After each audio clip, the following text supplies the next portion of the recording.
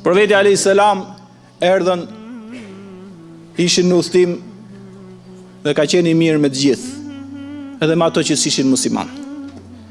Edhe mbasi u lodhën shumë, thot ishte i vend që kishte hije dhe disa pemë dhe i tha profetit pushojmë, uluni. Dhe ulën gjithë secili, ishte kohë drekës vape madhe duke pushu. Subhanallahu al-azim, i njëri shejtani ishte për çastin, i kishte vëzhgu këto në gjitha anët dhe kishte dash njetin me vra profetin alayhis salam, që gjithë bota u bashkote nuk e vrit që ndot. Dhe sa po i zën gjumi të gjithë dhe profetin alayhis salam, shkon dhe ja vendos shpatën në fyt. I thot çau Muhammed, dhe profeti alayhis salam hap syt kur e shikon veten, dikush ja kishte vendos shpatën këtu, në fytin e tij.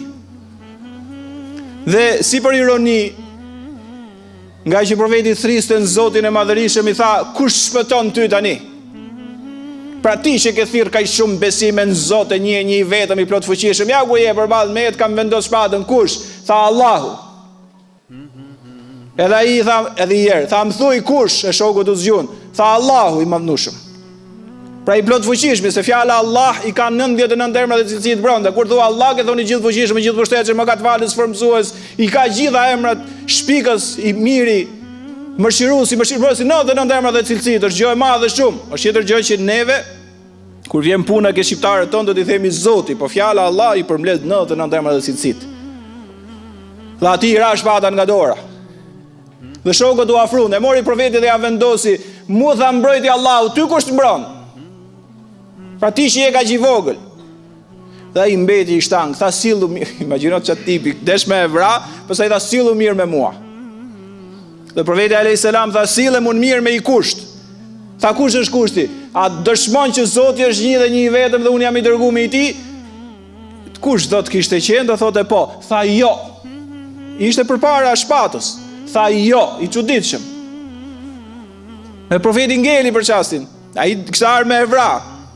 Me realitet është që edhe ti mund ta vrasësh kur tjetri don me të vra. Dhe profeti i tha prapa, dëshmon që Zoti është një i vetëm dhe unë jam i dërguar me i tij? Tha jo, prap, nuk e besot. Tha ik si je i falur atëherë. Tha më ke falur Muhammed? Tha po je i falur.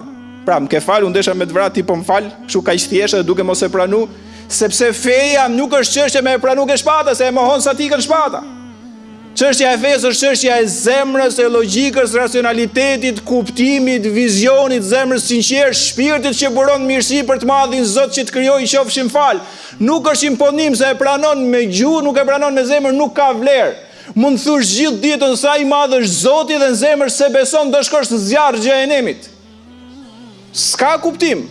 La ikrahe fi dini qad tabayyana al-rushdu min al-ghayy. Nuk ka dhunë në fe thot. Është shpjeguar qarta nga e kota, kush det merr qartën, kush det merr kotën dhe man konsekwenca dhe përgjegjësinë për të. Iku ky person, duhet të them sjelljen, iku ky person shkoi ke fisi i vet dhe tha vetëm i fjalë që ne duhet ta kemi me të gjithë. O njerëzit, ishin shumë fisi. O njerëzit e fisit tim, ju ka marrë nga kush? Nga njeriu më i mirë në sipërfaqen e tokës.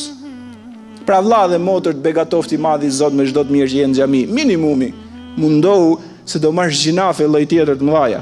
Hyn xhami dhe del nga xhamia bo zullum, hyn xhami dhe nga jashtë xhamia i pa edukum, hyn xhami dhe bëj mje i zeza jashtë xhamia, hyn xhami dhe bërtet sa del nga xhamia, hyn xhami dhe sillesh shkesa del nga xhamia, hyn xhami dhe shkozihesh me prindërit sa del nga xhamia, hyn xhami dhe zgjidh sillesh me familjen sa del nga xhamia, hyn xhami dhe bën 1001 të këshia sa del nga xhamia, s'ke fituar gjë, vetëm ke rëndu veten nga i madhi Zot, se xhamia është pastrim, është motor për jetën.